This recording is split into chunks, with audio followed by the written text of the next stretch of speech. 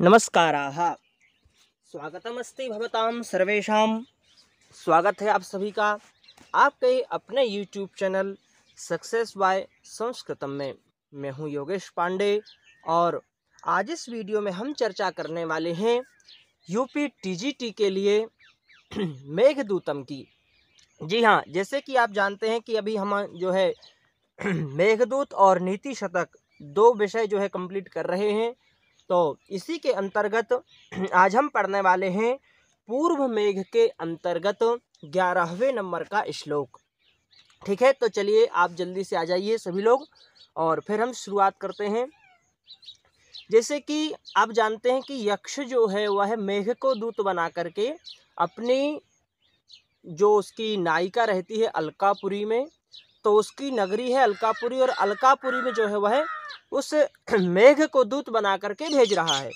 तो देखिए इस श्लोक में कहते हैं कि किस प्रकार से वह मेघ जाएगा, यानी अकेला। देखिए जब कोई यात्रा करता है तो अकेले यात्रा करने में थोड़ी अच्छा नहीं लगता उसको, मतलब कह सकते हैं हम कि उसका मनोरंजन नहीं होता।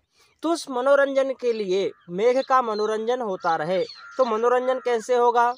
तो हमारे जो कवि हुए हैं या हमारा जो संस्कृत साहित्य है इसमें कुछ मैत्री कह सकते हैं जो दोस्ती हो वो प्रसिद्ध दोस्तियां हैं। जैसे कि चंद्रमा की दोस्ती सरोवर के साथ में, समुद्र के साथ में, उसी प्रकार से आसमान मेघ की जो दोस्ती है वो राजहंसों के साथ में, पहाड़ों पर्वतों के साथ में।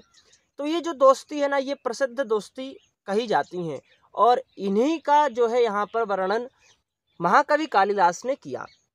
जैसे कह रहे हैं, कर्तुम यच्च प्रभवति मही मुक्षिलींध्राम वंध्याम तच्छ्रुत्वा ते श्रवण सुभगम गर्जितं मानसोत्काः आकैलाशात् विसकिसलयच्छेदपाथेयवन्तः संपत्स्यन्ते नभसि भवतो राजहंसा सहायाः। देखिए आप भी मेरे साथ में इसका उच्चारण करिए, जिससे आपका श्लोक जो है आपको याद भी हो सकता है और याद नहीं भी होगा तब भी ये जो शब्द हैं ये आपके सरल हो जाएंगे और इनसे संबंधित जब प्रश्न परीक्षा में पूछेंगे तो आप उसको आसानी से कर सकेंगे। तो एक बार फिर से आप मेरे साथ में इसका उच्चारण करिए। कर्तुम यच्च प्रभवति मही मुक्षिलींध्राम वंध्याम तच्छ्रुत्वा ते श्रवण सुभगम गर्जितं मानसोत्काः आकैलाशात् विसकिसलयच्छेदपाथेयवन्तः संपत्स्यन्ते नभसि भवतो राजहंसा सहायाः। देखिए क्या कह रहे हैं कि संपत्स्यन्ते नभसि भवतो राजहंसा सहायाः। हे मेघ तुम अकेले मत जाना, तुम्हारे साथ में संपत्स्यन्ते नभसि भवतो सहायाः राजहंसाः, यानी जब तुम आकाश में जा रहे होगे ना, नभसि सप्तमी विभक्ति का एक वचन यानी आकाश में, तो जब तुम आकाश में जा रहे होगे नभसि, तो राजहंसाः सहायाः संपत्स्यन्ते, तुम्हारी सहायता के लिए राजहंस जो है वह साथ में चलेंगे। आकाश मार्ग में कब तक चलेंगे, कैसे कैसे राजहंस चलेंगे? तो देखिए बता रहे हैं कि आकैलाशात् विसकिसलयच्छेदपाथेयवन्तः। तीसरी पंक्ति में कहा आकैलाशात्, है ना। जैसे कि हम पूछते हैं या प्रयोग करते हैं संस्कृत में आसमुद्रात यानी समुद्र पर्यंत, है ना। जैसे आकैलाशात् यानी कैलाश के पर्यंत, जहाँ तक कैलाश है और जहाँ कैलाश पर्वत है वहीं अलकापुरी है, वहीं मानसरोवर है, तो ये सब पास पास के क्षेत्र हैं। तो कह रहे हैं कि आकैलाशात् विसकिसलयच्छेदपाथेयवन्तः संपत्स्यन्ते नभसि भवतो राजहंसा सहायाः। आकैलाशात् कैलाश के पास तक या कैलाश पर्यंत तक, विसकिसलयच्छेदपाथेयवन्तः, पाथेयवन्तः, पाथेय जैसे कि हम कहीं यात्रा पर जाते हैं ना, तो हमारे घर वाले जो नाश्ता रख देते हैं उसी को पाथेय कहा जाता है। यानी पाथ मतलब होता है रास्ता, पथ मतलब रास्ता, और रास्ते में खाने के लिए जो वस्तु रखी जाती है उसको पाथेय कहा जाता है। तो तुम्हारे जो राजहंस होंगे ना, वो अपने साथ में खाने के लिए विष किस लाया। विष किस लाया का मतलब है कि कमल, कमल की जो नाल होती है ना, कमल नाल, क्योंकि हंस है तो हंसों का प्रिय भोजन क्या है, कमल नाल, जो कमल के फूल की जो नाल होती, जो नली होती है वो। तो कह रहे हैं कि वो कमल नाल अपने साथ में लेकर के राजहंस, क्योंकि कहाँ तक जाएंगे, वो कैलाश पर्वत तक तुम्हारे साथ में उड़ेंगे, तो रास्ते में भूख लगेगी उनको, तो वो कहीं डिस्टर्ब ना हो, तुम्हें भी डिस्टर्ब ना करें, इसलिए वो अपने साथ में पहले से ही अपने चोंच में जो है वो पाथेय रख लिए रहेंगे, रख करके ले करके चलेंगे, इसलिए कोई समस्या वाली बात नहीं है।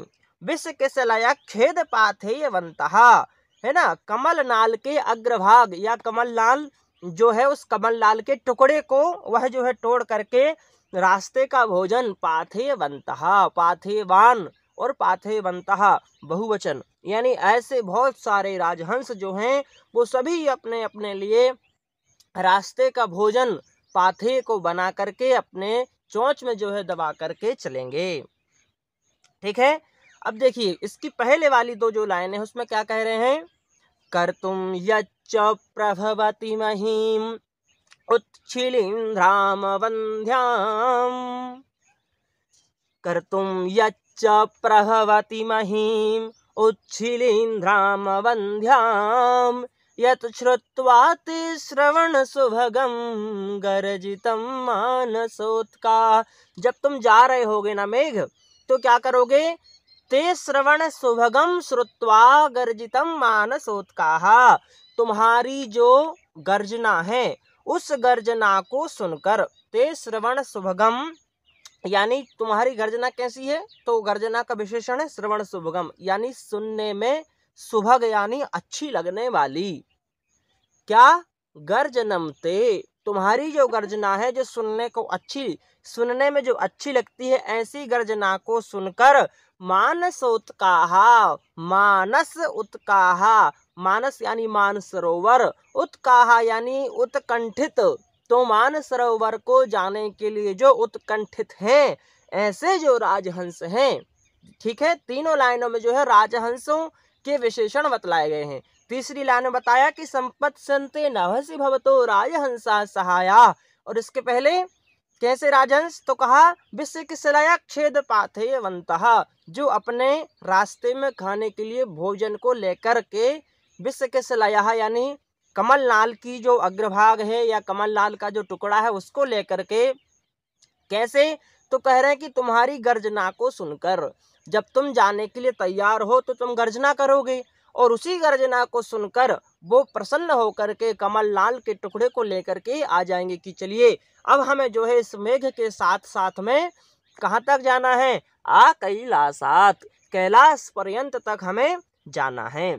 और देखिए दो विशेषताएं यहाँ पर बतलाई, एक और क्या बतला रहे हैं महाकवि कालिदास कि कर तुम यच्च प्रभवति महीम उच्छिलीन्द्राम वंध्याम, जो जब तुम गर्जना करते हो ना हे मेघ, जब तुम गर्जना करते हो तो क्या होता है, महीम अवंध्याम कर तुम प्रभवती, तुम जो है महीम इस पृथ्वी को, अवंध्याम, अवंध्याम का मतलब आप सभी समझते हैं, बंध्या का मतलब होता है बांझ, और अवंध्याम यानी कि जो बांझ नहीं हो, तो कैसी हो, उपजाऊ हो, जो उपजाऊ भूमि होगी, जहाँ पर पेड़ पौधे फल जहाँ पर लगे होंगे वो उपजाऊ भूमि कहलाएगी।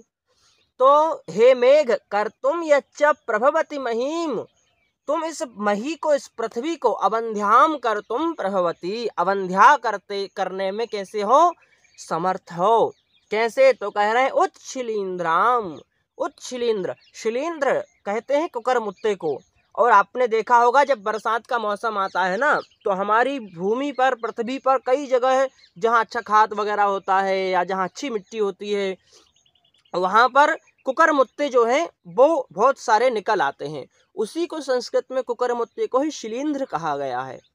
तो जो शिलींध्र है वो उत्पन्न हो जाते हैं जगह जगह, और जब वो पुष्प उसके शिलींध्र के कुकरमुत्ते जब वो जमीन में जगह जगह निकल आएंगे तो जमीन कैसी हो जाएगी, उपजाऊ हो जाएगी। क्योंकि ये उपजाऊ जमीन का भी एक प्रमाण है कि जहाँ पर शिलींध्र होते हैं वो जगह अच्छी उपजाऊ होती है। तो इसलिए कह रहे हैं कि तुम जो है पृथ्वी को, जमीन को उपजाऊ बनाने में, अवंध्या बनाने में कैसे हो, समर्थ हो। इसलिए जाओ, और जब तुम जाओगे तो पृथ्वी भी जो है उपजाऊ बनेगी। मेघ की गर्जना से भी पृथ्वी में कंपन होता है और उसी कंपन से जो है पृथ्वी की गर्मी बाहर निकलती है, और गर्मी जब बाहर निकलती तो भूमि जो है वहाँ की उर्वरा होती है, उर्वरा भूमि, उपजाऊ भूमि। तो कह रहे हैं कर तुम यच्च प्रभवति महीमुच्छिलीन्द्राम वंध्याम। जब तुम जाओगे ना तो इस अवंध्या भूमि को क्या करोगे, अवंध्या करोगे, और उपजाऊ बनाते हुए उच्छिलीन्द्राम, क्योंकि इसमें तुम्हारे कंपन से, तुम्हारे आने से, बरसात के मौसम के आने से जगह जगह है उत्शिलींद्र जो है, शिलींद्र जो है वह क्या हो जाएंगे, प्रकट हो जाएंगे।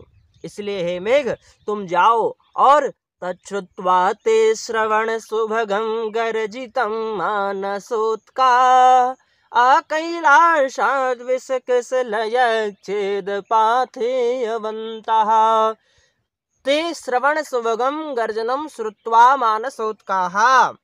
जब तुम जा रहे होगे तो तुम्हारा गर्जन जो कानों को सुनने के लिए बहुत अच्छा होता है, मधुर लगता है, ऐसा गर्जन सुन करके मानसोत्काः, मानसरोवर को जाने वाले जो राजहंस हैं वो तैयार होकर के कैलाश पर्वत तक साथ जाने के लिए अपने अपने खाने का भोजन, रास्ते का भोजन लेकर के नभसि भवतो संपत्स्यन्ते राजहंसा सहाया, और तुम्हारे लिए आसमान में जो है वहां तक के लिए साथ में तुम्हारी सहायता करेंगे। ठीक है, तो ये हमने पढ़ा 11वां श्लोक। इसके बाद चलते हैं नेक्स्ट 12वें श्लोक पर। क्या कह रहे हैं, देखिए जैसे मैंने अभी आपको बताया था ना कि साहित्य में कुछ मैत्री, कुछ दोस्ती जो है ना, प्रसिद्ध दोस्तियां हैं प्रकृति के भी आपस में परस्पर एक दूसरे से। तो जैसे मैंने आपको बताया था कि मेघों की जो दोस्ती है वो पर्वतों से भी अच्छी दोस्ती मानी गई है, क्योंकि जब मेघ जाते हैं ना तो बड़े बड़े पर्वतों को आलिंगन करते हैं, उनके गले लगते हैं बड़े बड़े पर्वतों के। तो पर्वत और मेघों की जो दोस्ती है वो भी एक प्रसिद्ध दोस्ती है, और उसी दोस्ती का जो है यहाँ पर फायदा उठाया है महाकवि कालिदास ने, और कहते हैं कि या प्रेक्षस्व प्रिय सखममुं तुंगमालिंग शैलम वंद्यैः पुंसां रघुपति पदैः अंकितं मेखलासु काले काले भवति भवतो यस्य संयोगमेत्य स्नेहव्यक्तिश्चिरविरहजं मुञ्चतो बाष्पमुष्णम्। क्या कह रहे हैं, आप भी उच्चारण करिए साथ में। अप्रेच्छस्व प्रिय सखममुं तुंगमालिंग शैलम वंद्यैः पुंसां रघुपति पदैः अंकितं मेखलासु काले काले भवति भवतो यस्य संयोगमेत्य स्नेहव्यक्तिश्चिरविरहजं मुञ्चतो बाष्पमुष्णम्। क्या कह रहे हैं कि पुंसाम बंद्यैः रघुपति पदैः अंकितम मेखलासु। यक्ष कहता है कि हे मेघ, क्या है, पुंसाम बंद्यैः यानी मनुष्यों के द्वारा वंदित है। जो कौन है मनुष्यों के द्वारा वंदित, हम सभी किसका पूजन करते हैं, भगवान श्री राम का। तो कह रहे हैं कि पुंसाम बंद्यैः, भगवान मनुष्यों के द्वारा जो पूजित हैं, कौन, रघुपति पदैः, रघुपति यानी भगवान श्री राम के चरणारविंद, और ऐसे भगवान श्री राम के चरणारविंद जहाँ पर अंकित हैं, क्योंकि भगवान वहाँ पर चले हैं पैदल, तो चलने के कारण अंकित हो गए हैं, चरण चिन्ह उनके वहाँ पर अंकित हैं, दिख रहे हैं, शोभायमान हो रहे हैं। तो ऐसी जो मेखलाएं हैं, यानी पर्वत का जो मध्य भाग है, पर्वत के ऊपर तो कोई चलेगा नहीं, है ना, रास्ता बीच में से ही रहता है, तो मेखला कहते हैं बीच वाले भाग को। तो जो मेखलाएं हैं पर्वत की, उस पर्वत पर भगवान श्री राम के चरण चिन्ह अंकित हैं, जो सभी मनुष्यों के द्वारा पूजित हैं। तो ऐसा जो मेखलाओं से युक्त जो पर्वत है वो क्या है, तो कह रहे हैं तुम्हारा मित्र है, प्रिय सखा है तुम्हारा। हे मेघ, तुम्हारे प्रिय सखा को, प्रिय सखुम अमुम, इस प्रिय सखा को, तुंगम, तुंग का मतलब होता है ऊंचे ऊंचे, शैलम, ऐसे ऊंचे ऊंचे पर्वतों वाला जो ये तुम्हारा मित्र है, इसको, इस शैल को, शैल मतलब रामगिरी पर्वत का यहाँ पर वर्णन कर रहे हैं। कह रहे हैं कि क्या है, आपृच्छस्व प्रिय सखममुम तुंगमालिंग शैलम वंदे पुंसाम रघुपति पदै अंकितम मेखलासु, जिसके मेखलाओं में श्री रामचंद्र के चरण अंकित हैं। और जो तुंग यानी बहुत ऊंचा, शैलम यानी रामगिरी नामक जो पर्वत है, इसका आलिंगन करके, आपृच्छस्व यानी तुम विदा ले लो। जैसे हम यात्रा पर जाते हैं ना, तो हम अपने माता पिता के चरणों को छूते हैं ताकि हमारी यात्रा कैसी हो, अच्छी मंगलमय हमारी यात्रा हो, सफलता पूर्वक यात्रा हो।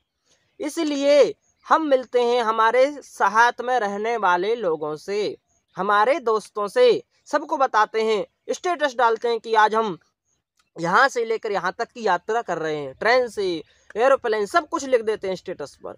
तो उस समय जो है ना, पर्वत जब, जो मेघ जो है वो जब जा रहा है यात्रा पर, तो वहीं से यात्रा चालू कर रहा है। तो कह रहे हैं कि यक्ष कह रहा है कि पहले अपना दोस्त जो है ना, तुम्हारा दोस्त, क्या नाम है, रामगिरी पर्वत, इसका तुम आलिंगन करके इससे आज्ञा ले लो जाने के लिए।